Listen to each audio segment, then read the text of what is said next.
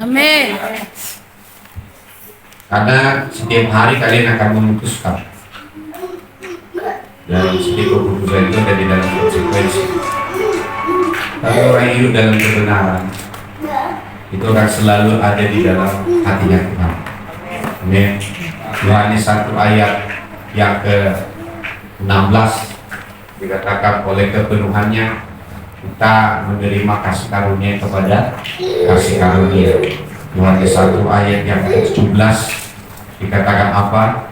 Bahwa Musa memberikan hukum Taurat, tetapi kasih karunia dan kebenaran Dalam Yesus Kristus. datang dari Yesus Kristus.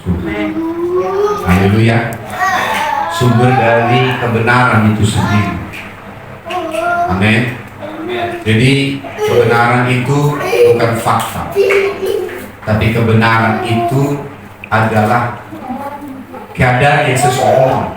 Amin. Fakta bisa berubah. Halo. Yes. Konsentrasi gitu. Amin. Karena kebenaran, hanya kebenaran yang bisa membawa kita. Amin. Jadi memang tahta itu diminta oleh orang Israel. Tapi Daud menjadi raja oleh karena Tuhan memberikan dia tahta. Itu hal yang berbeda. Itu sebabnya ketika Goliat muncul, ya Saul itu tergoncang. Haleluya. Tetapi karena tahta Daud itu adalah tahta Allah sendiri, karena Tuhan berkata bahwa dikatakan bahwa tahta Daud adalah tahta untuk tetap untuk selama-lamanya. Ya. Jadi kerajaan Daud itu adalah tahta untuk selama-lamanya. Kenapa? Karena Daud hidup dari kebenaran, bukan dari tahta. Nah, untuk itu kita harus bertumbuh. Ya. Jadi hanya kebenaran membuat hati kita menjadi berbeda. Amin. Ya. Haleluya. Amin. Saya ingin supaya kalian bisa mengadopsi apa yang kita lakukan hari ini. Amin. Ya, hadirat Tuhan itu adalah segalanya. Tapi jangan setelah kau nanti kembali ke rumahmu, kau kembali lagi menjadi laptop. Amin. Tidak. Praktekkan ini di rumah karena hanya dengan hadirat Tuhan. Tidak ada kegelapan di dalam hadiratnya. Amin. Haleluya. Tidak ada kebohongan di dalam hadiratnya. Amin. Tidak ada hati yang belok di dalam hadiratnya. Amin. Yes. Haleluya. Bahkan tidak ada pengkhianatan di dalam hadiratnya. Amin. Yang ada adalah terang. Terang itu adalah cahaya kemuliaan Allah. Dan terang itu adalah Allah itu sendiri. Karena kebenaran itu adalah cahaya kemuliaan Allah. Haleluya. Firman-Mu adalah pelita bagi kakiku, terang bagi jalanku. Jadi kebenaran itu adalah perjalanan hidup kita kalian harus bisa ketahui bahwa solusi semuanya adalah kebenaran. Itu sebabnya ada hal yang tidak bisa kau lakukan, berlari kepada kebenaran. Kalau kamu belum bisa menemukan kebenaran, menyembah Tuhan. Haleluya. Haleluya. Yes. Kalau kau nggak bisa menyembah Tuhan, minta Roh Kudus meremukkan hati. Amin. Haleluya. Karena penyembahan itu adalah pekerjaan Roh Kudus. Makanya ketika kita berbicara tentang kebenaran dan kasih karunia, itu berbicara tentang Yesus. Ya. Coba kita lihat dulu Yohanes 1 ayat 14.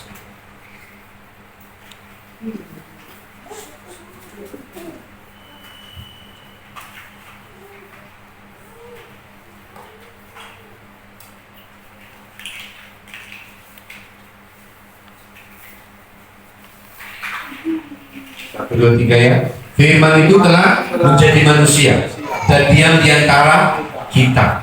Ini bicara tentang siapa? Yesus.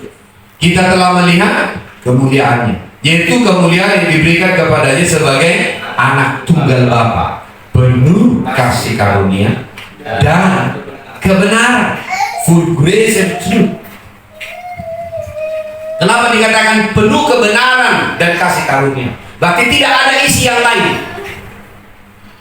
Kenapa terjadi kecemaran? Karena bercampur ada selain daripada kebenaran dengan yang lain. Makanya kita harus selalu dipenuhi dengan kebenaran, selalu penuh dengan kasih karunia. Haleluya. Kenapa Yesus dikatakan adalah kebenaran kasih karunia? Karena dia selalu dipenuhi dengan kebenaran. Tidak satu detik, tidak satu langkah tidak satu bagian dari kehidupannya yang dia berikan kepada sampah, tapi hanya kepada kebenaran. Haleluya. Itu sebabnya dikatakan penuh kasih karunia dan penuh kebenaran. Haleluya. Jadi tidak setengah kebenaran, tidak setengah kasih karunia, penuh kebenaran, penuh dengan kasih karunia.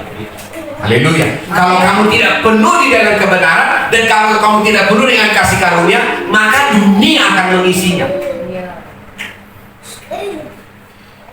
Sebabnya Tuhan membawa kita di dalam rumah, supaya di dalam rumah kita dipenuhkan dengan kebenaran. Amin. Haleluya. Bahkan di dalam Yohanes 15, Yohanes memberi kesaksian tentang dia dan berseru katanya, inilah dia yang kumaksud ketika aku berkata-kata, kemudian daripada Quran datang yang telah mendahului aku, sebab dia telah ada sebelum dunia ada. Haleluya. Jadi kebenaran dan kasih karunia itu sudah ada sebelum dunia ada. Haleluya. Haleluya. Yohanes memberi kesaksian bahkan Yesus itu ada, sudah ada sebelum dunia ini ada. Berarti kebenaran dan kasih karunia itu sudah ada sebelum dunia ini ada. Haleluya. Haleluya. Dan apa yang kita cari? Ya hidup dalam kebenaran, mencintai kebenaran, berdiri di atas kebenaran, hidup oleh karena kebenaran, dipimpin oleh kebenaran, kuat oleh karena kebenaran. Haleluya. Supaya apa? Supaya kasih karunia itu selalu memenuhi kita.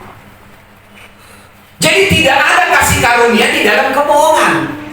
Tidak ada kasih karunia di dalam sakit hati, nggak ada. Tidak ada kasih karunia di dalam keraguan-raguan, nggak ada. Kasih karunia akan penuh di dalam kebenaran. Amin. Haleluya. Makanya dikatakan ketika di mana ada kebenaran, di situ ada kemerdekaan. Jadi hidup dalam kebenaran. Ajarkan anak-anakmu dalam kebenaran. Berjalan dalam kebenaran. Kalau kamu harus memilih, pilih apa kebenarannya. Haleluya. Ayat 16. Karena dari kepenuhannya, maksudnya kepenuhan Yesus Kristus, kita semua telah menerima kasih karunia demi kasih karunia. Ya, saya menemukan ada perbedaan penyebutan kasih karunia di dalam perjanjian lama dengan perjanjian baru. Kalau di perjanjian lama disebut grace, tapi kalau di perjanjian lama dia sebut found grace inside. Saya baca beberapa kalimat. Kejadian 33 tadi sikapkan 6 itu adalah ayat 12 juga found grace inside. Kejadian 13 juga found grace inside. Bahkan di 16 juga found grace inside, di dalam. Ya. Bahkan dalam Kejadian 39:11 Yusuf pun menemukan found grace inside.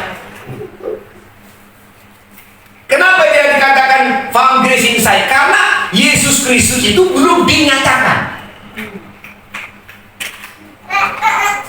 Tapi semenjak Yesus menjadi manusia dan kemudian dia mati dan bangkit dari antara orang mati dan naik ke surga, dan kemudian juga dia memerintah, maka grace itu tidak lagi berbicara tentang ditemukan di dalam hati mereka, tapi ditemukan di dalam Kristus Yesus.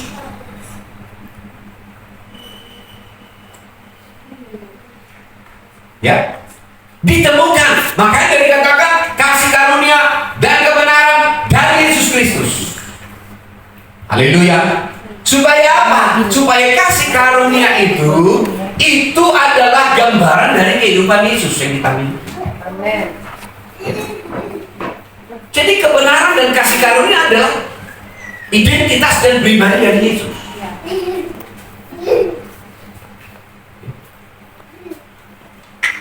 Ayat 17. Sebab hukum Taurat diberikan oleh Musa, tetapi kasih karunia dan kebenaran datang oleh Yesus Kristus. Haleluya. Ya, kasih karunia dan kebenaran datang, ditegaskan sih, datang oleh Yesus Kristus. Jadi mengenal Yesus, sang kebenaran, adalah akan menerima kasih karunia. Haleluya. Haleluya. Tetapi Yesus mengerti bahwa tidak akan selamanya dia tinggal dengan murid-muridnya. Dan dia tahu perkataan yang disampaikan kepada murid-muridnya juga mereka juga tidak akan mengerti. Itu sebabnya dia bilang, ya, tidak selamanya aku tinggal bersama dengan kalian. Aku akan pergi kepada Bapa. Haleluya. Dan mengutus Roh Kudus kepadamu. Haleluya. Dan mengutus Roh Kudus kepadamu. Apa katanya? Ia akan memberitahukan dan mengajarkan segala sesuatu yang telah kukatakan kepadamu. Jadi kasih karunia itu adalah pekerjaan Roh Kudus untuk kita bisa lihat dan alami. Makanya di Perjanjian Lama dikatakan found inside. Tapi sekarang Tuhan lebih permudah. Karena apa? Kasih karunia itu adalah lewat pengenalan dan pengenalan pekerjaan Roh Kudus di dalam hidup kita. Haleluya. Makanya dikatakan bahwa Roh Kudus itu adalah juga roh kasih karunia. Coba lihat dulu Ibrani 10 ayat 29.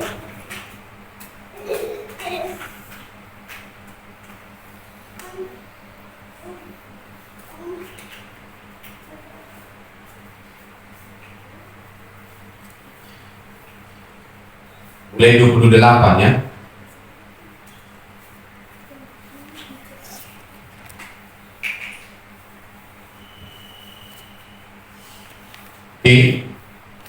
Baca 28, 29, 1, 3 ya. Jika ada orang yang menolak hukum Musa, ia dihukum mati tanpa belas kasihan atas keterangan 2 atau 3 orang saksi. Siapa yang menolak hukum Taurat, waktu itu akan dibunuh, lempar batu. Ayat 29. Betapa lebih beratnya hukuman yang harus dijatuhkan atas dia yang menginjak-injak anak Allah, yang menganggap najis darah perjanjian yang menguduskannya, dan yang menghina roh kasih karunia. Jadi Roh Kudus itu juga adalah roh kasih karunia.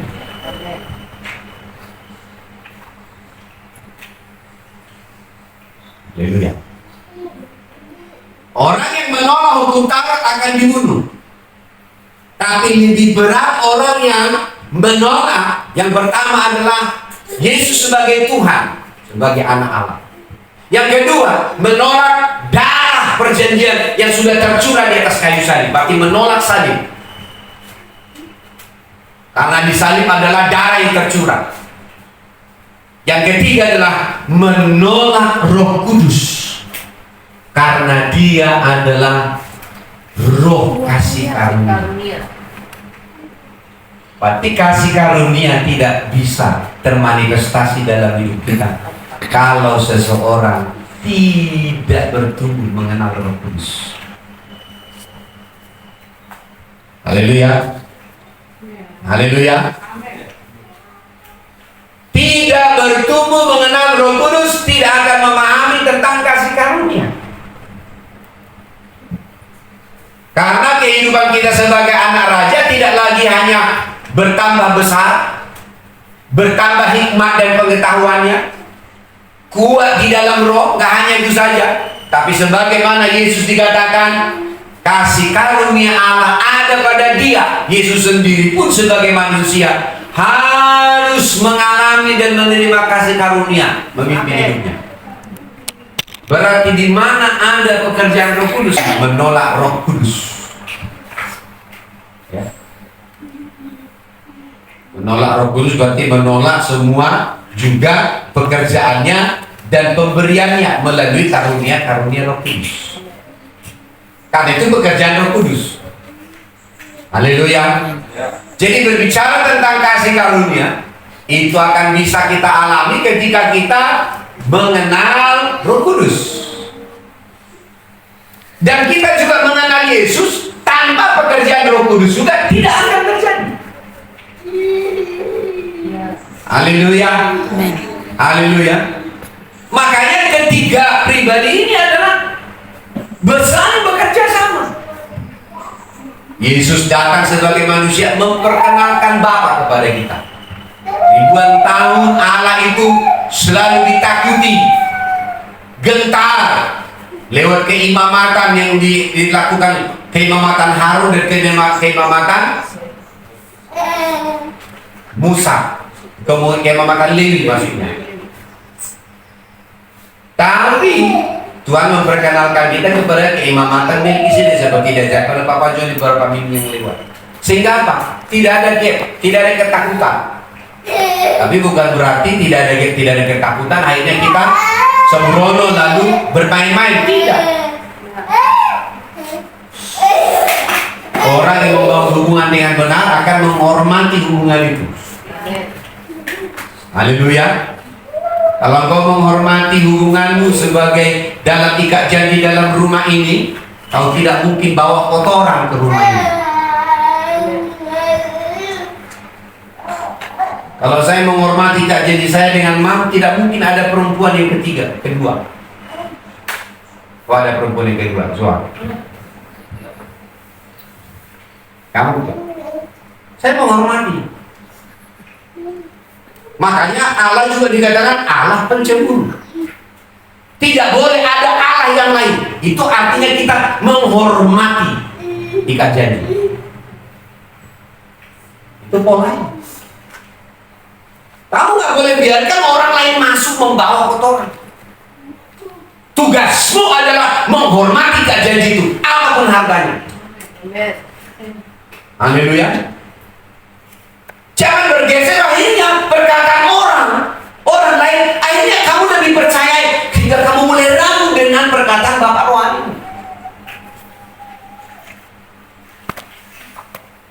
Bertahun-tahun kamu berjalan, kamu melihat seperti dikatakan oleh Yohanes kepada muridnya. Coba tanya, apakah dia Mesias? Yesus hanya jawab, katakan apa yang sudah kau lihat, katakan apa yang sudah kau dengar. Saya menyembuhkan orang sakit, membangkitkan orang yang mati, saya mentahirkan orang dusta. Katakan saja, bukti. Lalu berubah. Cepat sekali hatimu berubah. Oleh karena kelemahan. Ikat janji itu tidak akan bisa diubah oleh karena kelemahan. Hanya hatimu yang sudah berubah. Ketika hatiku sudah berubah kepada Mam, maka ikat janji itu saya akan hancurkan. Ketika saya di luar dari ikat janji, maka tidak ada yang melindungi saya. Karena ikat janji itu adalah Allah sendiri. Tidak ada pola di dunia ini yang melakukan ikat janji. Makanya iblis selalu berusaha merusak ikat janji, merusak pernikahan, merusak orang akhirnya menyembah berhala, merusak ikat janji. Itu memang karena kita sudah tahu pola Tuhan itu adalah Dia ada di dalam ikat janji. Walaupun Yakub mencoba memanfaatkan Esau dalam kelemahannya, dalam kelaparannya, lalu berkata, kalau kau mau kacang merah ini, jual itu keseluruhanmu kepada saya, kita ikat janji. Itu pun Allah hormati. Karena apa? Karena mengikat janji itu adalah nilai yang membawa kita di dalam perjalanan. Haleluya. Kamu boleh membuat pertanyaan, tapi jaga hatimu jangan sampai bergeser.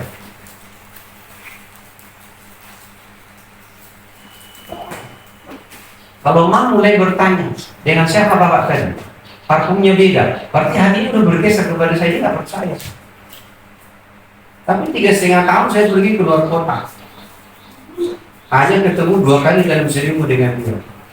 Tak satu pertanyaan pun yang dia kasih tahu. Dengan siapa kamu berjalan? Karena dia percaya, dia menghormati kajian. Haleluya. Haleluya. Karena apa? Di dalam kasih karunia itu dasarnya adalah ikat janji. Kita menerima ikat janji, ingin menerima kasih karunia karena kita punya ikat janji dengan Yesus Kristus. Haleluya. Jadi berjalan dalam kasih karunia begitu. Jadi berbahagialah orang yang karena dengan sadar dia harus mengalami itu, dengan sadar, tapi dia tidak sakit hati. Karena itu dia harus alami. Coba kita lihat dulu. 1 Petrus 2 ayat 19.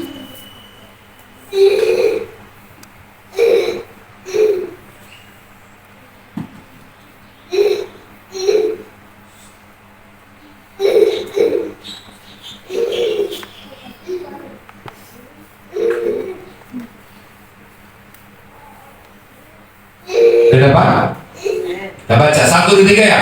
Sebab adalah kasih karunia jika seorang karena sadar akan kehendak Allah menanggung penderitaan yang tidak harus ia tanggung.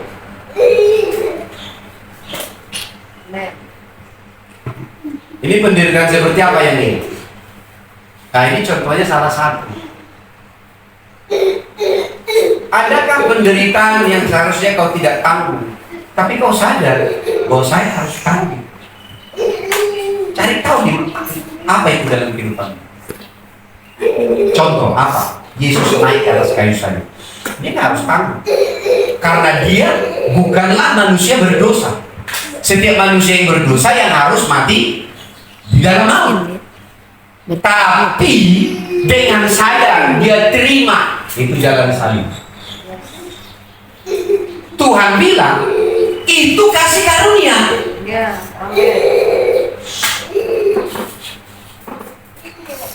Kalau ada mengatakan bahwa Rani itu salah, tapi kau yakin kau tidak salah, tapi kau tanggung itu, bagaimana cara dia tahu? Responmu tetap benar, hatimu tetap benar. Kau tidak perlu mencari pembelaan. Kau tunggu waktunya, sementara hatimu dibentuk. Alkitab berkata, itulah kasih karunia.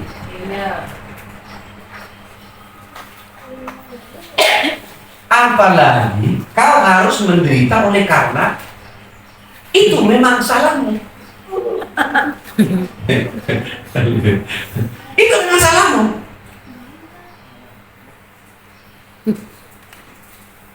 Coba ayat 20. Sebab dapatkah disebut pujian jikalau kamu menderita pukulan karena kamu berbuat dosa? Karena kelemahanmu. Tapi jika kamu berbuat baik dan karena itu kamu harus menderita, maka itu adalah kasih karunia Allah. Sama seperti orang-orang yang sudah 7 tahun saya pimpin, mereka semua meninggalkan saya. Karena yang tinggal hari itu Rani, si Neni, yang lain udah tinggal juga. Udah tinggal. Udah meninggal. Saya tidak memberontak. Saya tahu ayat ini. Ini memang bukan kesalahan saya, tapi saya harus tanggung.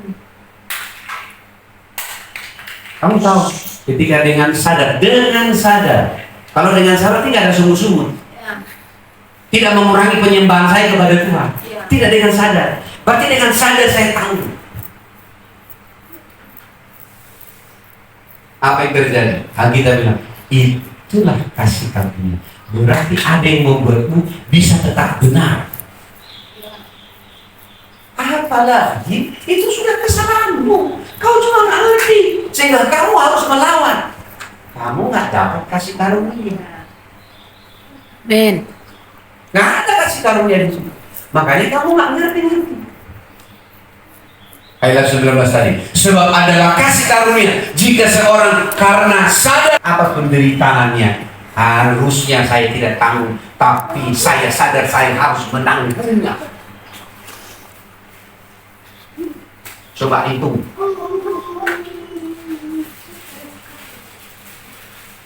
Tidak ada kesalahanmu di situ ya. Tapi kalau kau itu karena kesalahanmu, ya tanggunglah. Karena orang yang menabur pasti menuai. Ya. Haleluya. Tanggung. Ma harus dapat bibit cancer. Saya tahu dia kalau soal makanan kondisinya polisi, tapi toh dia tahu, tapi dia mengerti ini harus tanggung. Gak ada sungguh-sungguh, gak ada menyalahkan siapapun, dia tanggung. Akhirnya berkata itu pun kasih karunia. Ya. Kasih karunia.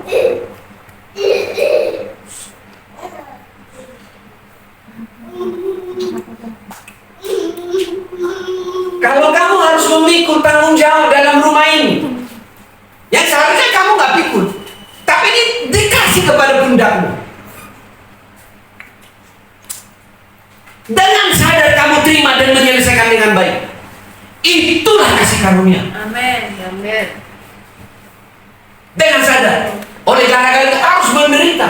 Mungkin kau harus lembur, mungkin kau yang lain sudah harus pulang, kau tidak kerjakan. Dibilang terima kasih enggak. Pokoknya kalau saya datang udah saya bersihkan, ini luar biasa. Sampai kalian ya bersih semua. Terima kasih, terima kasih. Memang kalian luar biasa. Nggak ada kata-kata begitu. Dengan sadar, akhirnya kamu tidak dapat itu, tapi kamu tahu, saya menerima kasih karunia. Amin. Kasih karunia. Amin. Oh, haleluya. Dikritik lagi, dia nasihatin lagi. Ini kan kebenaran. Ya. Ya. Ayat 51. Haleluya. Kita baca 1, 2, 3. Sebab itulah kamu dipanggil, karena Kristus pun telah menderita untuk kamu dan telah meninggalkan teladan bagimu, supaya kamu mengikuti jejaknya. Adakah kau sudah menderita dengan sadar, bukan karena perbuatanmu? Berarti kau belum menerima kasih karunia yang jenis ini.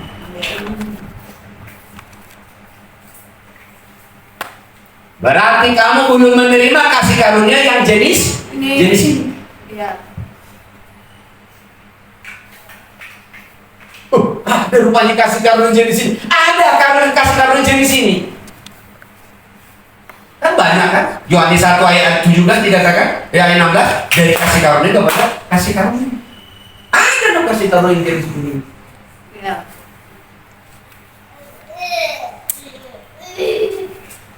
Akankah kamu akan menerima kasih karunia jenis begini? Amin. Haleluya. Gak ada yang berani bilang amin. Amin. Ini pun jenis kasih karunia juga. Iya. Jadi jangan kau pikir kasih karunia itu adalah tiba-tiba datang 5 bodi uang jatuh di depan, gimana? Bukan. Berkat-berkat, bukan. Ternyata penderitaan dengan sadar bahwa sebenarnya itu bukan karena kesalahan saya, tapi saya harus mengikuti proses ini, melewatinya, menikmatinya, mengucap syukur atasnya. Alkitab bilang itu pun kasih karunia. Amin. Jangan kau anggap sudah terlalu menderita, lalu karena kamu sudah menderita. dengan sadar, artinya tidak sakit hati ya, karena keadaan itu. Tidak sakit hati. Berarti kalau sakit hati, sudah gugur, tidak menerima kasih karunia yang jenis ini. Haleluya. Haleluya. Coba bergumul dengan Tuhan. Kasih karunia jenis ini yang mana sih dalam ini?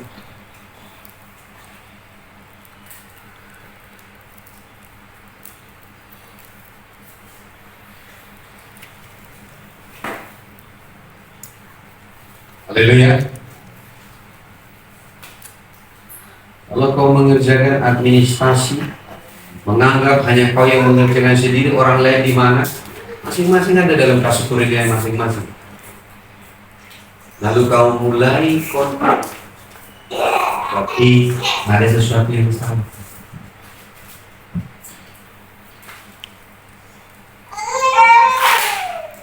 Haleluya. Amin.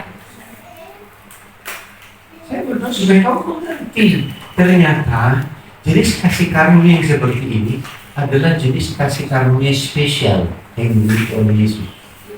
Makanya dibilang, kalau Yesus saja menderita untuk kamu pun wajib menderita mengikuti jejak.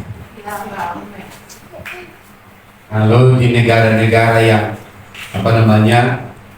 menolak Injil, biasanya jenis ini banyak bermunculan di abad Tuhan.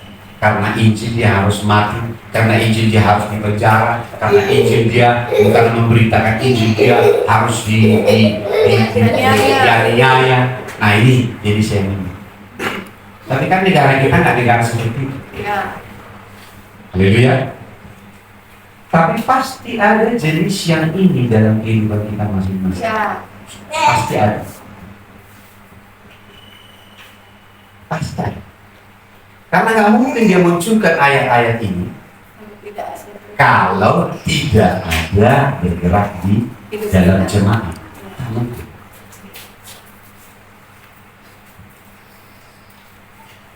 Kalau di hari semalam di tengah-tengah guru, saya tunjukkan kasih karunia seperti Yusuf. Kasih karunia juga dikatakan Yusuf found grace inside.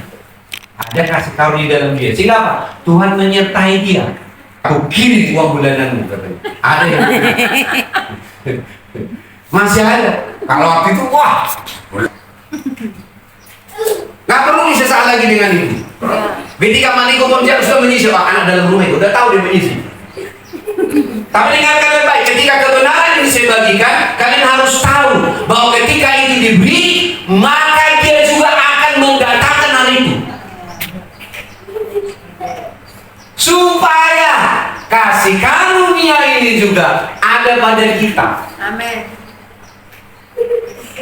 Kenapa? Kasih karunia yang jenis ini adalah kasih karunia yang dialami satu-satunya oleh Yesus Kristus.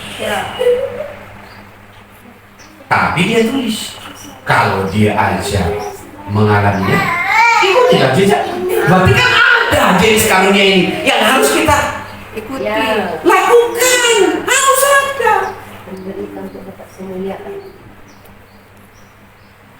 Tapi saya melihat di alam roh, kita terlalu reaktif ketika alam menuntun kita kepada ini. Kita terlalu reaktif dengan membela diri. Siapa saya? Kok dibegituin? Kau pakai semua standar kesombongannya, harusnya sudah mati. Kalau itu memang harus saya alami, biarlah harus saya alami. Tapi dengan sadar saya akan menerimanya dan hidup di sana. Haleluya. Amin. Haleluya. Ada loh jenis kasih karunia ini. Saya melihat di mana ada jenis kasih karunia bergerak di dalam jemaat. Gereja seperti ini akan menjadi gereja yang membuat ledakan. Ya. Karena saya lihat di jemaat mula-mula begitu kasih karunia ini bekerja, Kita bisa melihat mahasiswa kampus dimenangkan, ditolak bikin kebaktian juga terus ya kan? Jangan lupa juga ditolak bikin kebaktian di SMA berapa? SMA 16. Nah, tahu. Kenapa rupanya? Ya, kalau di mana ini pun kita bersekutu di SMA kita bangga kenapa? Ada penderitaan. Saat mulai ini tidak ada lagi jemaat sudah mulai, maka anak jemaat akan mulai yang namanya humanis. Tahu humanis? Semua kepada dirimu, semua kepada saya. Sudah mulai tidak berdidas kebenaran lagi, tapi ukurannya adalah pokoknya menguntungkan saya. Harus menguntungkan saya. Tuhan berbicara ini yang saya ulangi lagi, berarti Tuhan mau hati kita dibenahi oleh Tuhan dan hati kita menjadi tempat supaya kasih karunia ini bekerja. Bukan hanya untukmu, tapi itu untuk saya. Ya ini kasih karunia pasti akan selalu ada di hadap untuk pemimpin jemaat. Ya, orang yang makan cempedak, pemimpinnya dapat getahnya. Cempedaknya udah habis, tinggal kulitnya, tapi getahnya dapat. Anakku yang bikin ular, tetap dia bilang, mama sini, bukan sini. Tapi itulah kemuliaan dari seorang pemimpin. Tapi apakah jemaat tidak harus mengalami? Akan datang waktunya. Ini ketika saya beritahu mulai bangun kesadaran, karena semua kasih karunia jadi kasih karunia akan Tuhan bawa kita karena untuk pekerjaan tangan Tuhan. Amin. Efesus 6 ayat 10, karena kita ini buatan Allah, diciptakan di dalam Kristus Yesus untuk melakukan pekerjaan baik. Ia mau supaya kita hidup di dalamnya. Haleluya. Apa tujuan kasih karunia diberikan kepada kita dan kita alami? Untuk melakukan pekerjaan Allah, bukan untuk dirimu, supaya pekerjaan Allah dinyatakan, pelayanan Tuhan dinyatakan. Makanya dia bangun kita untuk hidup dalam kasih karunia. Tapi saya juga percaya bahwa sebelum dia temukan seseorang, dia juga tidak akan melakukan pekerjaannya. Karena kasih karunia itu diberikan supaya menyatakan pekerjaan Allah. Dan orang yang menerima kasih karunia orang yang juga sudah mengalami proses pembentukan. Jadi kasih karunia itu akan termanifestasi kepada lewat orang yang sudah punya bekas tangan Tuhan yang sudah selesai. Ini kasih karunia itu bekerja ketika Tuhan menemukan seseorang. Contoh, ketika dia tahu bahwa Goliat akan muncul dari Kristus, dia tidak bangkitkan Saul. Saul itu adalah raja pembintaan Israel, tapi di tempat yang terpencil dia bangkitkan Daud. Karena apa? Karena ketika Saul menghadapi Goliat, kasih karunia itu tidak ada pada Saul, malah dia bersembunyi. Makanya karena kasih karunia itu harus dibangkitkan dalam seseorang sebelum dia menghadapi Goliat, dia harus menghadapi singa dan beruang. Karena yang paling membunuh Daud itu bukan si Goliatnya, tapi kebohongan, ketakutan yang diberikan oleh si Goliat. Makanya Tuhan suruh dulu, latihan dulu kau dengan singa dan si beruang, bukan dengan kancing, apalagi dengan kecoa. Haleluya, bukan, atau dengan kucing, singa dan beruang. Sehingga apa? Sehingga perlu seseorang punya kasih karunia untuk membunuh Goliat, tapi bukan dengan pedang, hanya dengan satu pedang.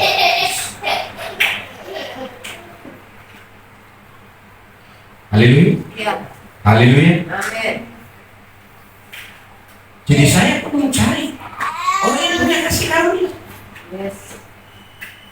siapa yang Tuhan beri kasih karunia. Karena apa? Rumah ini akan menjadi semarak dengan orang-orang yang bekerja dengan kasih karunia. Makanya ketika Daud berkata kepada Salomo, bangun bait suci, dan Daud meninggal, Salomo memanggil orang Tirus, kayu aras dari Tirus, sekalian dengan orang-orang yang ahli mengolah mengolah kayu untuk bikin tiang bait suci.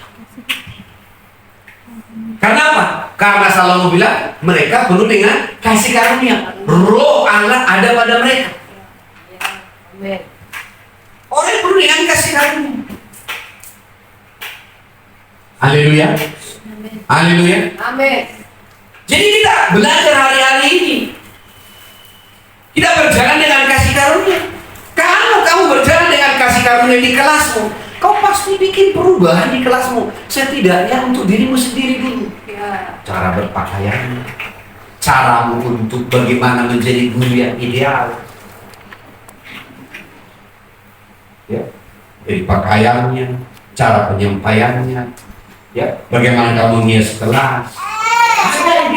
Musim menghormat kepada Salomo bukan karena tentaranya banyak, tapi karena penata layanan yang ada di istananya. Berarti rumah ini akan dihormati oleh orang lain ketika anak-anak dalam rumahnya dilatih menjadi penata layanan yang baik. Itu stewardship. Kemarin kita sudah ada 7 bintang, ada 7 bintang bersinar. Yang pertama apa? Seed, son, servant, stewardship, soldier, sign, dan star. Amin. Dibangun menurut tahapan ini. Ini bukan soal mau tahu, tetapi ketika sudah mulai ada yang salah. Karena kehubungan. Haleluya. Ya. Kenapa? Kita harus hidup kasih karunia. Coba lihat dulu jenis yang lain juga. 1 Petrus 5. Tujuan kita harus menderita. Penderitaan yang tidak harus kita tanggung, tapi kita dengan sadar ada di sana tanpa sungguh-sungguh, ternyata ada tujuannya. 1 Petrus 5 ayat 10. Jadi menderita, selalu selesai, lalu kita terus menderita. Bukan, ada tujuannya. Tujuan Allah membawa kita kepada penderitaan yang jenis ini, kasih karunia seperti ini, ada tujuannya. Barulah kita tahu ternyata saya menerima kasih karunia.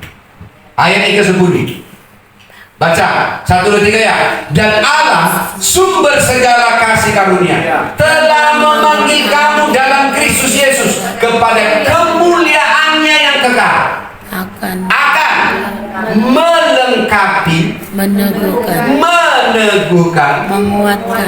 menguatkan dan mengokohkan kamu sesudah kamu menderita seketika lamanya. Jadi jenis penderitaan ini tujuannya bukan untuk menghancurkan kita, tapi untuk apa katanya? Untuk kamu melihat kemuliaan Kristus. Kapan kamu akan melihat kemuliaan Kristus? Ketika kamu diperlengkapi lewat keadaan, ketika kamu diteguhkan. Haleluya. Oh, saya baru tahu ternyata itu hal yang salah dan saya bertobat dan ada evaluasi. Haleluya. Ketika saya dikuatkan, bukan menjadi lemah. Jadi kasih karunia ini tidak membuat kita makin lemah, tapi makin kuat. Terus apa lagi? Dan kita dikokohkan, berarti berdiri tegak, tidak loyo lagi. Berarti orang yang menerima jenis kasih karunia ini makin lama makin kuat. Yes, amin. Makin kuat. Kenapa? Karena dia dikokohkan. Ya, amin. Tapi sebaliknya, orang yang di luar kasih karunia bukan malah dikokohkan. Makanya di Ibrani 12 ayat 15 berkata apa? janganlah kamu kehilangan kasih karunia. Coba lihat ini. Ibrani 12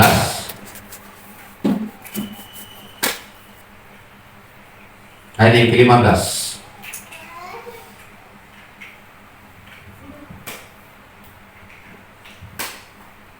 Satu, dua, tiga ya.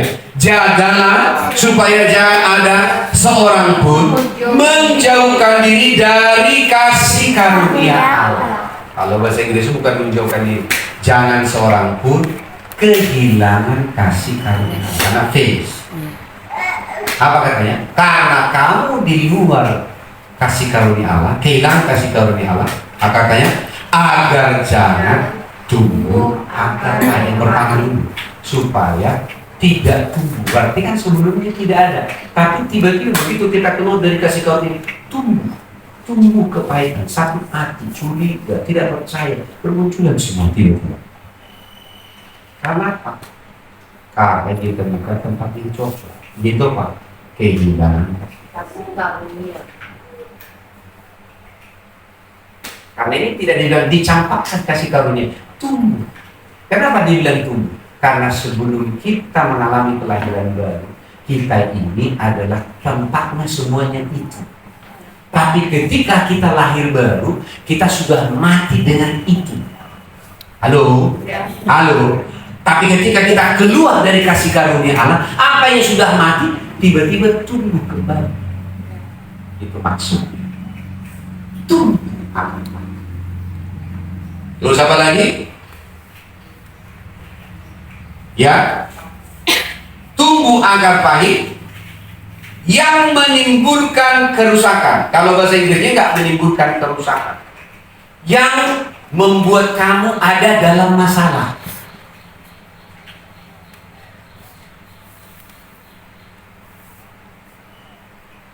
Yang membuat kamu ada dalam masalah. Berarti yang sebelumnya tidak jadi masalah, sekarang jadi masalah. Itu namanya yang membuat kamu jadi masalah. Sebelumnya itu nggak masalah kamu. Dinasihati nggak masalah. Tapi waktu dinasihati sama kabisahnya, kok jadi masalah? Itu dia. Nggak jadi masalah, kok jadi masalah? Ya sebelumnya, oh, mami itu luar biasa. Tiba-tiba, mami itu gini. Karena itu, deteksi akarnya. Berarti orang yang ada dalam kasih karunia, apapun prosesnya, tidak akan menumbuhkan akar pahit. Kenapa? Karena dengan sadar dia harus menanggung itu, karena dia tahu ini kasih karunia. Haleluya. Sehingga apa? Dia dikuatkan, dia diteguhkan, dia direfleksi, dia menerima ini untuk kebaikan saya. Kenapa? Karena kita menerima kasih karunia. Amin. Tapi kalau enggak, yang sebelumnya itu enggak jadi masalah, itu jadi masalah. Keluar dari kasih karunia. Yang ketiga apa? Yang ketiga katanya, dan yang mencemarkan banyak orang, bukan hanya dirimu yang bermasalah dan itu menjadi masalah, dengarkan itu, orang lain juga akhirnya kau bawa melihat hal itu menjadi masalah. Berarti kita melepaskan diri.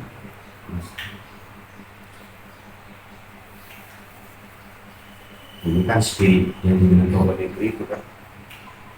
Kalau bisa susah, ngapain gampang? Ya kan? Ngapain gampang kalau bisa susah? Ini susahnya enggak. Bermasalah.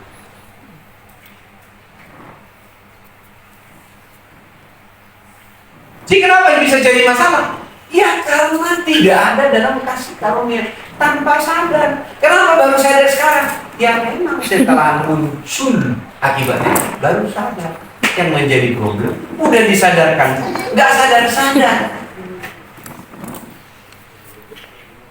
Jadi kan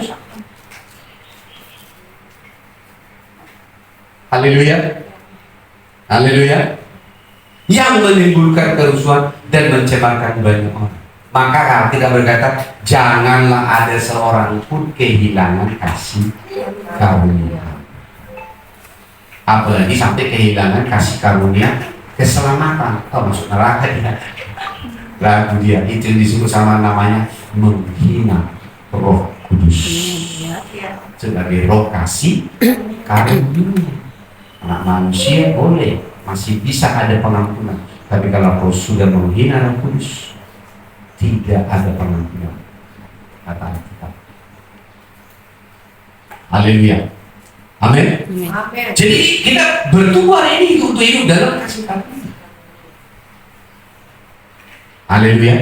Dan yang terakhir yang saya bahas adalah tadi Efesus 2 ayat 10 tadi. Tapi sudah saya bikin kemarin itu di ibadah juga. Ya. Yang pertama apa? Benar.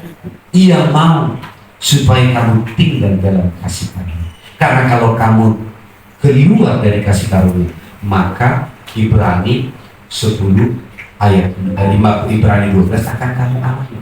Jadi jangan keluar dari kasih karunia, jangan kehilangan kasih karunia. Haleluya. Yang kedua, kasih karunia itu diberikan kepada kita karena ada pekerjaan Tuhan yang harus kita selesaikan. Harus ada pekerjaan yang harus kita genapi.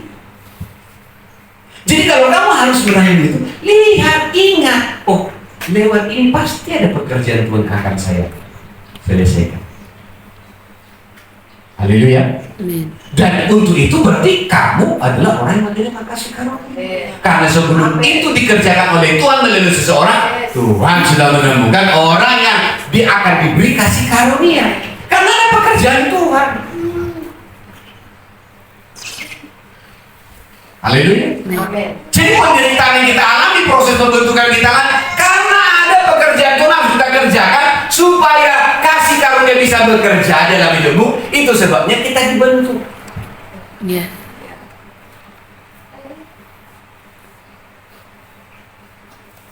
Haleluya.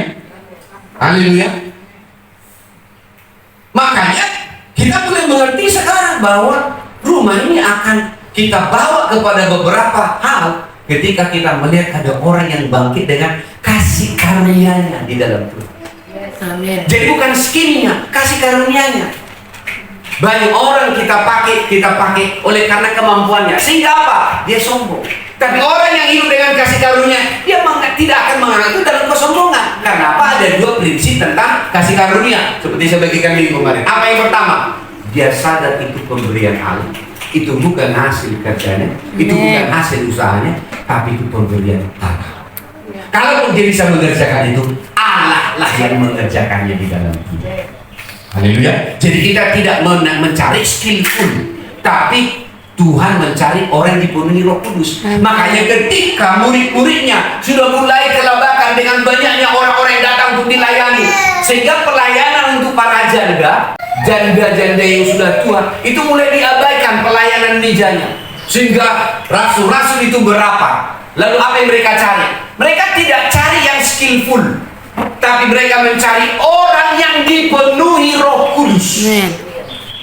Siapa salah satunya? Stefanus.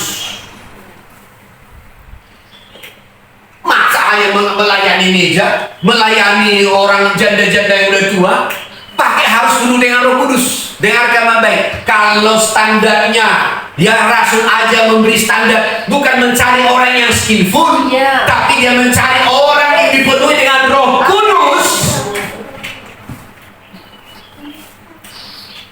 Berarti pelayanan ke depan yang kita cari bukan orang yang penuh skillful, tapi orang yang penuh dengan Roh Kudus.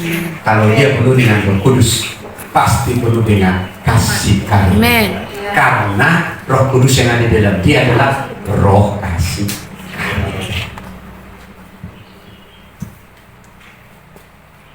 Haleluya. Haleluya. Jadi bukan orang yang skillful punya kemampuan yang kita cari, tapi orang yang penuh dengan Roh Kudus. Coba kita lihat dulu Stefanus.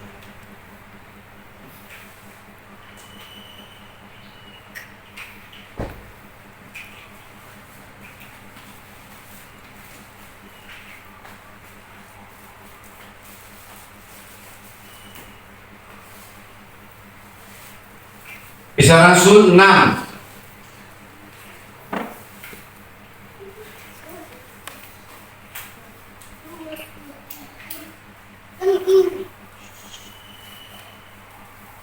Tapi kita mulai dulu dari ayat 1 sampai ayat yang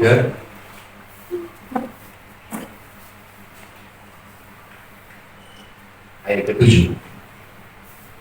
Dapat saya 1, 2, 3 ya. Pada masa itu, ketika jumlah murid makin bertambah, timbullah sungut-sungut di antara orang-orang Yahudi berbahasa Yunani terhadap orang-orang Ibrani, karena pembagian kepada janda-janda mereka diabaikan dalam pelayanan sehari-hari. Berarti ada pelayanan yang diabaikan.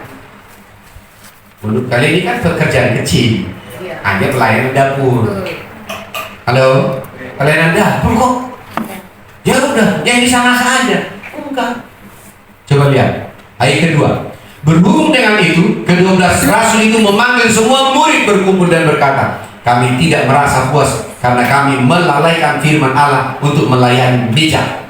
Ayat 3. Karena itu saudara-saudara, pilihlah 7 orang dari antaramu yang terkenal baik. Apa ciri-cirinya? Pintar memasak, bisa mengolah makanan. Apa? Yang penuh dengan Ayat 3, 1 dan 3 apa? Karena itu saudara-saudara, pilihlah 7 orang di antara kamu yang terkenal baik. Kemudian apa? Dan yang penuh dengan roh dan hikmat, supaya kami mengangkat mereka untuk tugas ini. Masa ya, untuk melayani meja dapur untuk janda-janda itu harus begini kriterianya? Kalau begini maunya kan ya sudah pemimpin jemaat, gereja satelit. Ini yang cocok. Ternyata Rasul meletakkan dasar sebuah standar. Apa itu? Orang yang terkenal baik. Berarti orang sudah tahu, ya, kebaikannya itu jelas. Nah, bocor mulut dia. Tapi orang yang kebaikannya itu dikenal orang. Kemudian kedua apa? Penuh dengan roh dan hikmat. Penuh Roh Kudus maksudnya kan? Penuh dengan roh dan hikmat. Ya. Kemudian apa lagi? Supaya kami mengangkat mereka untuk tugas ini. Ayat 4. Dan supaya kami sendiri dapat memusatkan pikiran dan doa dalam doa dan pelayanan. Harusnya pemimpin ada di sini posisinya. Jangan lagi memikirkan orang-orang yang harusnya menopang pemimpinnya untuk ada di posisi ini. Haleluya. Supaya pemimpinnya bisa memusatkan diri kepada pelayanan firman dan doa. Ayat yang ke-6, ke-5. Usul itu diterima baik oleh seluruh jemaat. Lalu mereka memilih Stefanus, seorang yang penuh iman dan roh kudus, dan Filipus, Prokorus, Nikanor, Timon, Pamenas dan Nikolaus. Terus di sini. Seorang yang penganut agama Yahudi dari Antioquia. Kemudian 6. Mereka itu dihadapkan kepada rasul-rasul. Lalu rasul-rasul itu pun berdoa dan meletakkan tangan di atas mereka. Ayat 7. Firman Allah makin tersebar dan jumlah murid di Yerusalem makin bertambah banyak.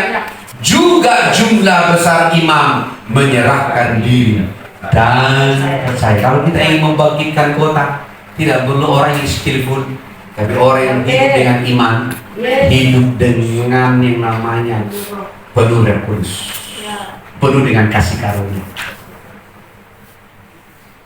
Haleluya, haleluya.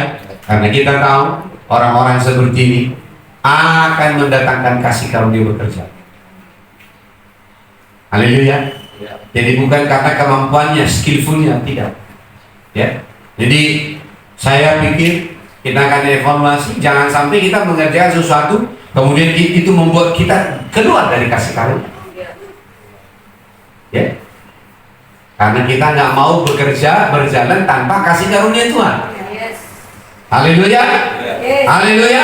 Untuk apa kita memiliki semua itu? Kalau kasih karunia itu tidak bekerja di dalam kita, membuat kita akhirnya berjalan dengan kekuatan kita tanpa mengandalkan Roh Kudus. Kita evaluasi. Ya, karena apa? Kita bukan sedang membangun diri kita sendiri, Ya, untuk di GKP membangun supaya pekerjaan Tuhan dinyatakan di atas kota.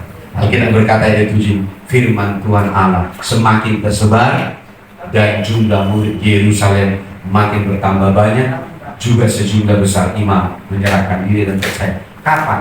Bukan karena khotbahnya meledak-ledak, bukan karena ibadahnya yang wow, tapi karena orang-orang yang diutus untuk mengerjakan pekerjaan pelayanan, tugas pekerjaan baik itu adalah orang yang penuh dengan iman, penuh dengan Roh Kudus. Haleluya. Amin. Haleluya. Yes. Jadi bukan penuh dengan sungut-sungut, tapi penuh dengan Roh Kudus. Penuh dengan perkataan nubuatan, penuh dengan doa-doa. Haleluya. Penuh dengan perkataan Tuhan yang disampaikan ke udara, bukan perkataan unek-unek.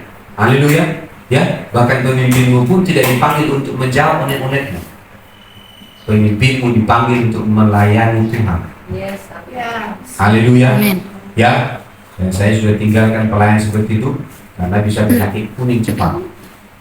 Tapi melayani jemaat untuk bisa dibawa melayani Raja ke segala raja. Haleluya. Amin. Haleluya.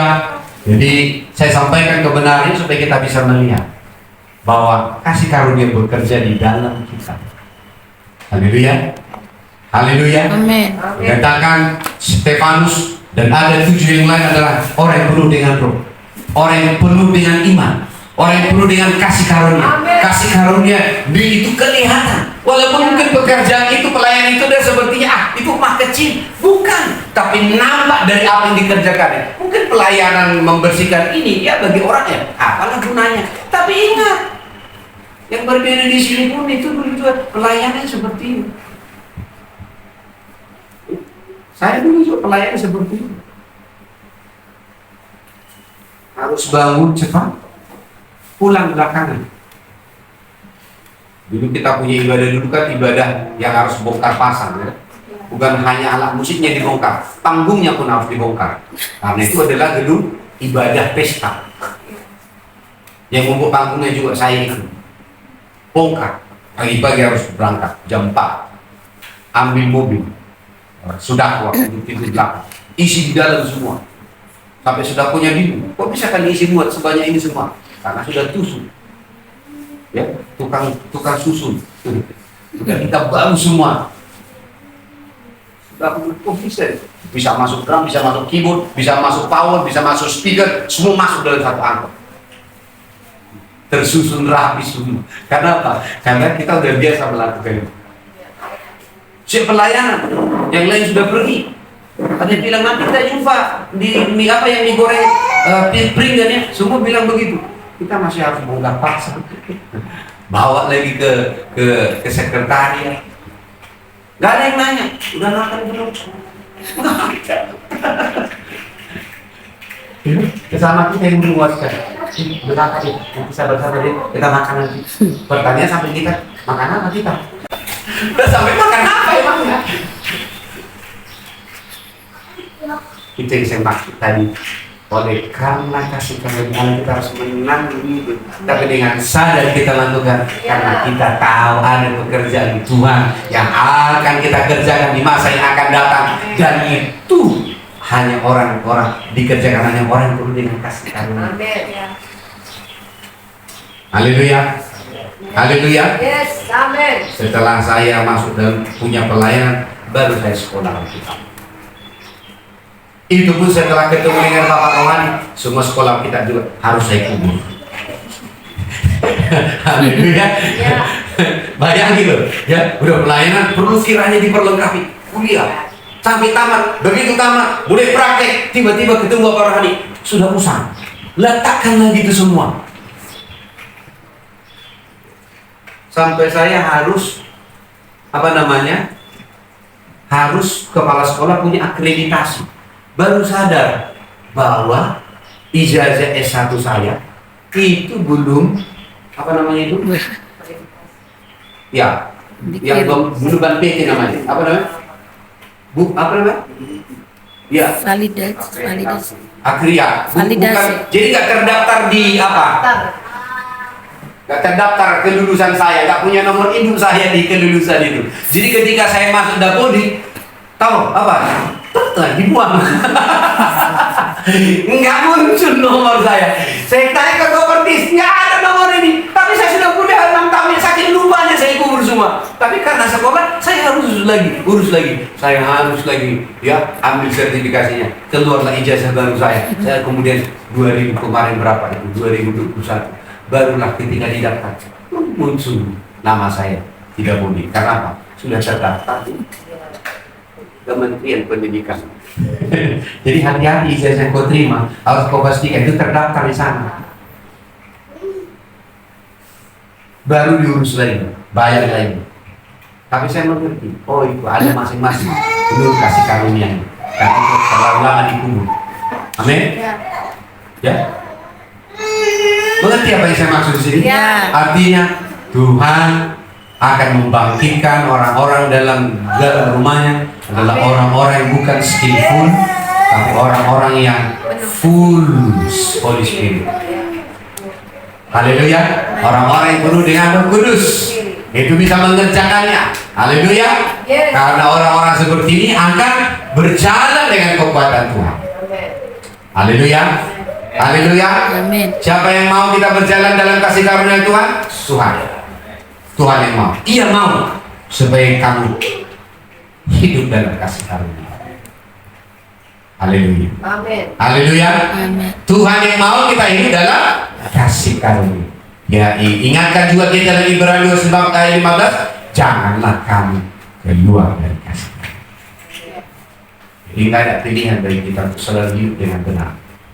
Dalam kebenaran, bukan dengan kebenaran kita sendiri. Amin. Amin. Haleluya. Yes. Puji Tuhan.